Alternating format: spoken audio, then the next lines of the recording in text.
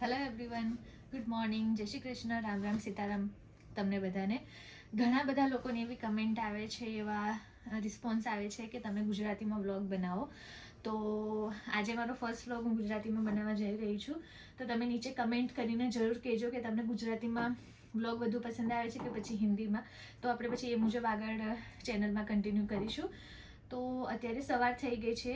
આજે નવરાત્રિનો પહેલો દિવસ છે. હેપી નવરાત્રિ તમને બધાને. અહીંયા તો ખબર નહીં નવરાત્રિ કશેક તો રમતા જ હશે, પણ મને બહુ આઈડિયા નથી. બિકોઝ અમે લોકો કેવું છે કે હજી હમણાં જ અહીંયા શિફ્ટ થયા છે મેલબર્નમાં, તો ખબર નથી. પણ હા, ગરબા તો થતા જ હશે ઓફકોર્સ. અને હું સુરતથી બિલોંગ કરું છું. તો હું જ્યારે સુરતમાં રહેતી હતી ને, તો નવરાત્રિના 9 દિવસ, ઇવન દશેરાના દિવસે પણ અમારે ત્યાં ગરબા થાય છે. તો 10 દિવસ હું ગરબા રમવા જતી હતી, અને એ પણ સવાર સુધી. તો આજે જ્યારે નવરાત્રિ છે, તો આમ ઘણું બધું મિસ થાય છે કે નથી રમવા જઈ શકતા. અને નવરાત્રિ કયા ગુજરાતી એવા હશે કે જેને નવરાત્રિ નહીં પસંદ હોય? બરાબર ને મારી વાત? તો નવરાત્રિ ઘણી બધી મિસ થાય છે. સુરતની નવરાત્રિ બહુ બધી મિસ થાય છે, બહુ એટલે બહુ. પણ બીજું કંઈ કરી શકીએ એમ પણ નથી. તો અહીંયા પણ નવરાત્રિ કશેક તો હશે જ, પણ હજી સુધી અમને એટલો ખ્યાલ નથી. હજી અમારે એટલા બધા ફ્રેન્ડ્સ નથી બન્યા કે જેઓ ગુજરાતના છે અને જેઓ અમને કહી શકે કે હા ભાઈ, ક્યાંક નવરાત્રિ થાય છે. બ્રિસ્બેનમાં થાય છે. ત્યાં ઘણા બધા આપણા મેર પણ ઘણા બધા રહે છે બ્રિસ્બેનમાં, જ્યાં સુધી મને ખબર છે ત્યાં સુધી. તો અહીંયા મેલબર્નમાં હજી સુધી બહુ એટલો ખ્યાલ નથી પડ્યો. પણ મારી યુનિવર્સિટી અહીંયા છે, પછી રામનું કામ પણ અહીંયા છે, તો પછી અમે મેલબર્નમાં રહીએ છીએ. અને આવતા વર્ષ સુધીમાં તો ખબર પડી જ જશે ઓફકોર્સ કે નવરાત્રિ ક્યાં થાય છે. તો આ વર્ષે હવે એક વર્ષ થોડુંક પેલું, જ્યારે કોવિડ આવેલો, કોરોના હતો, ત્યારે નવરાત્રિ નહીં રમેલા હતા. લગભગ 2 વર્ષ સુધી નહીં રમ્યા હતા. તો બસ એવું માની લઈશું કે ભાઈ આ વખતે પણ અમુક એવા સંજોગોના લીધે નવરાત્રિ નહીં રમવા જઈ શકાય. પણ આજે સોમવાર છે, આજે નવરાત્રિનો પહેલો દિવસ છે, અને આજે મારી યુનિવર્સિટી પણ જવાનું છે. તો બસ હવે યુનિવર્સિટી માટે રેડી થઉં છું, અને નાસ્તો એવું કરી લીધું છે. મારા હસબન્ડને કામ પર જવાનું હતું, જોબ પર. તો નાસ્તા પાણી કરીને જલ્દીથી રેડી થઈ ગયા છે, અને મારે અત્યારે બસ પકડીને જવાનું છે યુનિવર્સિટીએ. તો બસ હવે અમને રેડી થઈશ, ભગવાન દીવા કરીશ, અને પછી આપણે જઈશું યુનિવર્સિટીએ. અને હજી સુધી તમે લોકો મારી ચેનલને સબસ્ક્રાઈબ ન કરી હોય તો ફટાફટથી સબસ્ક્રાઈબ કરી લેજો આવા ને આવા વિડીયો જોવા માટે. અને મારી ચેનલને લાઈક કરજો, શેર કરજો. જેટલા પણ લોકો તમારા ઓળખીતામાં હોય એ બધાને શેર કરી દેજો. Thank you so much. બની રહેજો એન્ડ સુધી વ્લોગમાં મારી સાથે. Thank you.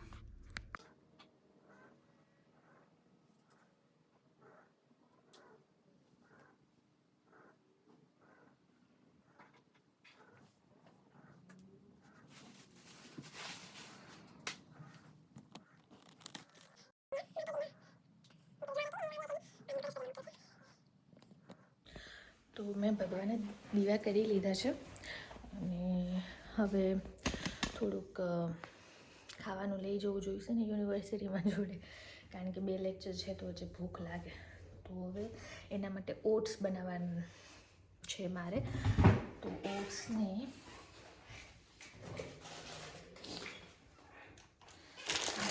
છે રોલ્ડ ઓટ્સ. ઓટ્સને દૂધમાં થોડા ગરમ કરીને પછી એની ઉપર તમને જે પણ ફ્રૂટ ભાવે તે તમે નાખીને ખાઓ ને તો સુપર મસ્ત લાગે. મને તો ભાવે છે, તો એ ખાશું. દૂધ,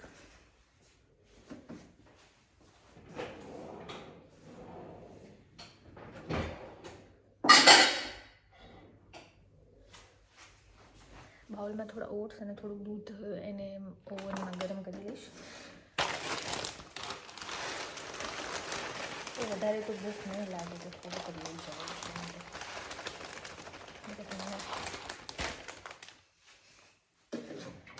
નાસ્તામાં આજે છે ને ચણાના પુડલા બનાવેલા, ઘણા ભાવે મને.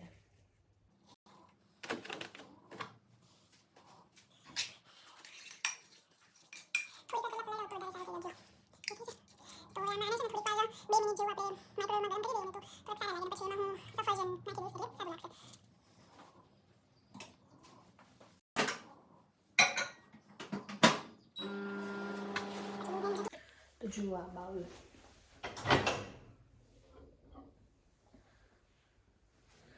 ગરમ થઈ ગયું છે એકદમ, જો મસ્ત ધુમાડા નીકળે છે એવું ગરમ થઈ ગયું છે.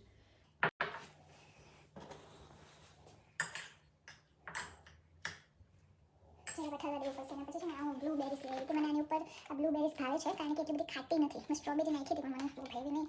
એકદમ મસ્ત છે. તો આ હું નાખીશ અને અડધું બનાના નાખી દઈશું એટલે આપણે છે ને સરસ લાગે, ટેસ્ટ એનો સારો આવે. ઓટ્સ થોડા મીઠા હોય, દૂધ પણ મીઠું હોય થોડુંક, તો થોડુંક મીઠી વસ્તુ નાખે તો સારું લાગે. બાકી મેં કાલે સ્ટ્રોબેરી નાખીને ખાધું હતું પણ મને બહુ ભાવ્યું નથી. તો ખાલી આ બ્લુબેરીઝ અને બનાના એટલું જ નાખવાનું છે. આપણું બેગ થઈ ગયું છે તૈયાર.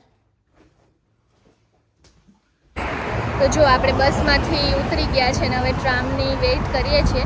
હવે એક ટ્રામ તો હમણાં મારી નજરની સામેથી વહી ગઈ. એનું કારણ એમ હતું કે હું ત્યાં રોડ ક્રોસ કરવા માટે ઊભી હતી અને રોડ ક્રોસ કરવા માટે જે પેલું ગ્રીન સિગ્નલ થાય ને વોક માટેનું થતું જ નહોતું.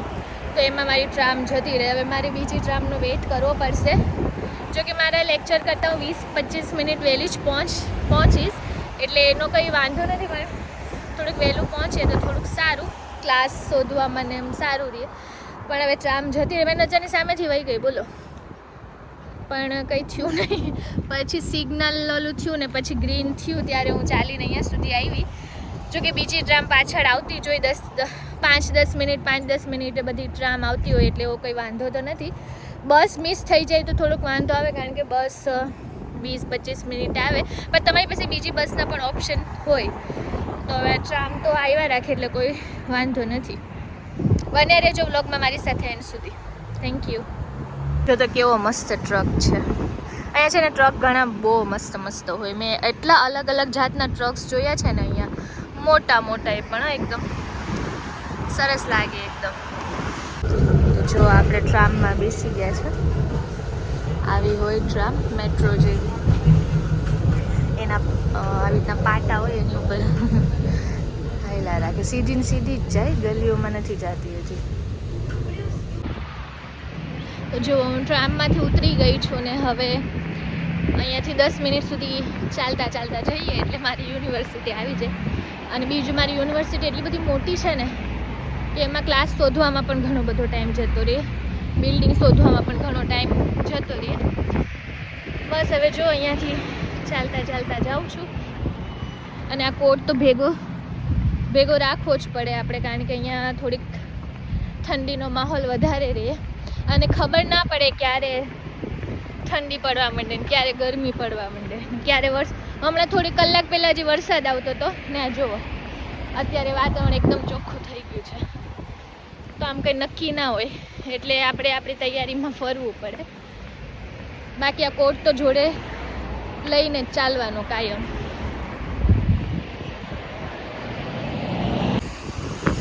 આ જે આખી સોલાર દેખાય છે ને આ આખું સોલાર મૂકેલી છે અહીંયા. આ મારી યુનિવર્સિટીનું જ છે. આખી મારી યુનિવર્સિટીની ઇલેક્ટ્રિસિટી જે છે ને ત્યાં સોલારમાંથી જ થાય છે. ટોટલી 100% સોલાર બેઝડ ચાલે છે એવું મેં સાંભળેલું છે. કન્ફર્મ તો મને નથી ખબર.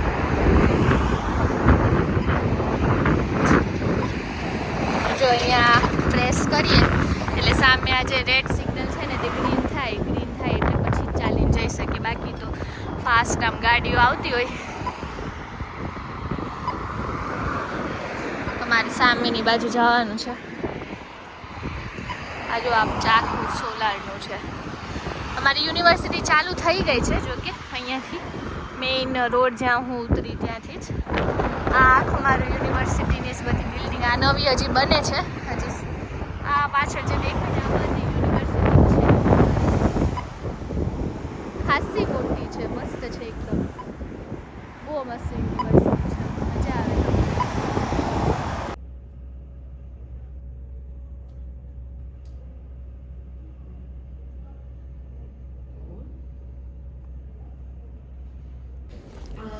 તો મારો લેક્ચર પૂરો થઈ ગયો છે અને હવે હું અહીંયા લાઇબ્રેરીમાં બેઠી છું લાઇબ્રેરી બહુ મસ્ત છે. મારી 3 માળની લાઇબ્રેરી છે. આમ તમે જુઓ ને તો મજા આવી જાય, એટલી મોટી, અને બેસવાનું પણ એટલું મસ્ત. તમે મારા અમુક વિડીયોમાં જોયું હશે, બહુ મસ્ત છે મારી લાઇબ્રેરી, બહુ ફાઇન છે.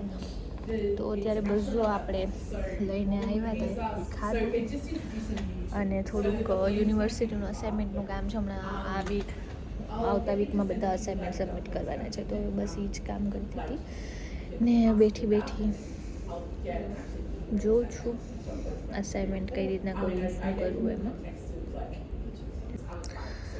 જો આપણે ખાવાની લાવ્યા હતા એ ખાઈ લીધું, લાઇબ્રેરીમાં બેઠી છું અત્યારે. તો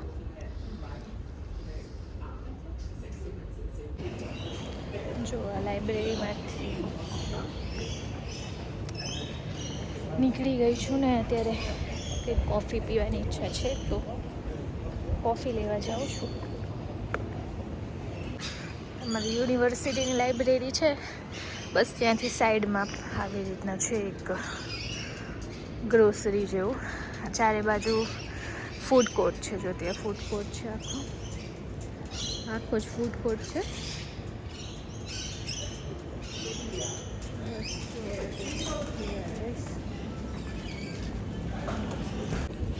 જો પ્રોટીન લઈ લીધું છે. આજકાલ થોડુંક જીમ જઈએ છે તો શુગરવાળું ખાવાનું થોડુંક બંધ રાખ્યું છે, તો પ્રોટીન લઈ લીધું છે. આમાં એડેડ શુગર નથી, એટલા માટે લીધું છે. નો એડેડ શુગર, એની જે નેચરલ સ્વીટનેસ છે તે જ છે. સારું છે. આમાં વીગન પણ છે એટલે વાંધો ના આવે.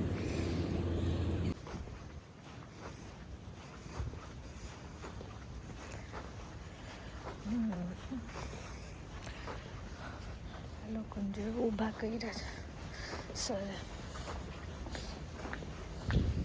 અમારી બધાથી ફેવરેટ બિલ્ડિંગ છે. જેટલા પણ મેં અત્યાર સુધી લેક્ચર અટેન્ડ કર્યા ને એમાં આ બિલ્ડિંગ મને બહુ જ ગમે છે.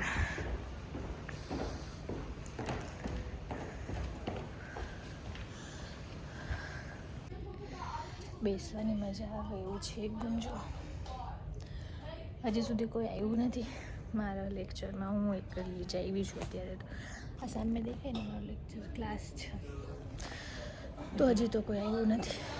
તો અહીંયા બહાર બેઠી છું લોબીમાં. બેસવાની મજા આવે એવું સરસ છે એકદમ. તો લેક્ચર થઈ ગયો છે આપણો પૂરો, અને ઝીણો વરસાદ આવે છે. જો રાતના વાગ્યા છે 7, એકદમ ઝીણો વરસાદ આવે છે, અને ઠંડી છે ફૂલ, બહુ ઠંડી પડે છે. તો મને રામ લેવા આવ્યા છે, તો બસ હવે જઈશું ક્યાંક. સોમવારે કેવું થાય, 2 લેક્ચર હોય ને એટલે આમ થોડુંક થાકી જવાય, કારણ કે 12-12:30 વાગ્યાની વાત હોય, તો છેક સાંજે 7 વાગે ફ્રી થઈએ.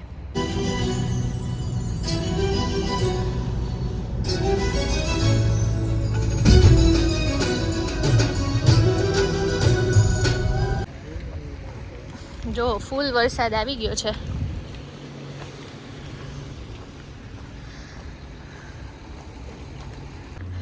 રામ આવ્યા હતા મને લેવા, અને હવે અમે જઈએ છીએ કંઈક ખાવા માટે, કારણ કે આજે સોમવારે મારે 2 લેક્ચર હોય ને તો બહુ મોડું થઈ જાય ઘરે જવામાં.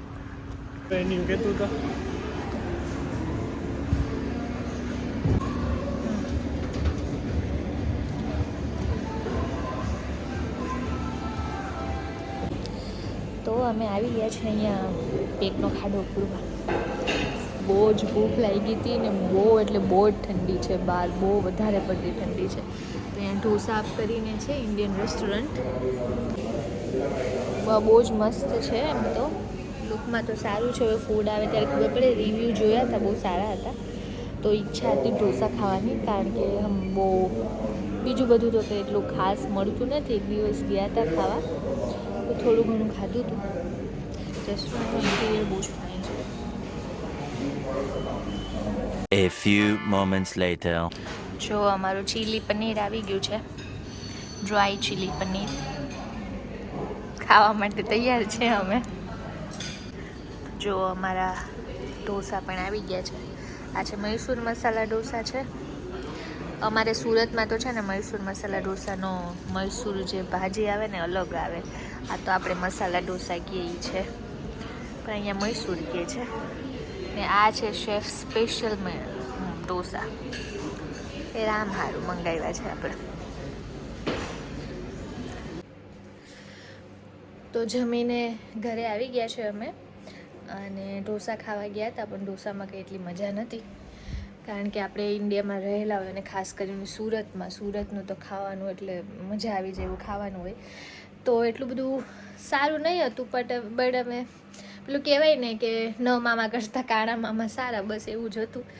એ મોસ્ટલી તો હું છે ને ઘરે જ સારું ખાવાનું બનાવી લેતી હોઉં છું. મને છે ને જમવાનું બનાવવાનો બહુ શોખ છે, તો આમ મારું ખાવાનું સારું બને છે, તો ઘરે જ મોસ્ટલી તો હું સારું બનાવી લેતી હોઉં છું. પણ ક્યારેક એવું થાય મહિનામાં 1-2 વાર કે ભાઈ હવે બહાર જઈને કંઈક ખાઈએ, કારણ કે ઘણીવાર આપણે થાકી ગયા હોય, આપણા હાથનો એકનો એક ટેસ્ટ લઈને પણ આપણે થાકી ગયા હોય, એવું ન થાય? તો બસ એવું જ થાય ઘણીવાર. તો બસ આજનો વ્લોગ અહીંયા જ પૂરો કરું છું. તો બન્યા રહેજો મારી સાથે આગળની જર્નીમાં, અને હજી સુધી તમે મારી ચેનલને સબસ્ક્રાઈબ ના કરી હોય તો સબસ્ક્રાઈબ કરવાનું ભૂલતા નહીં, અને આ વિડીયો તમને ગમ્યો હોય તો લાઇક, શેર અને કમેન્ટ જરૂરથી કરજો. Thank you so much. જય માતાજી, જય શ્રી કૃષ્ણ, રામ રામ, સીતારામ.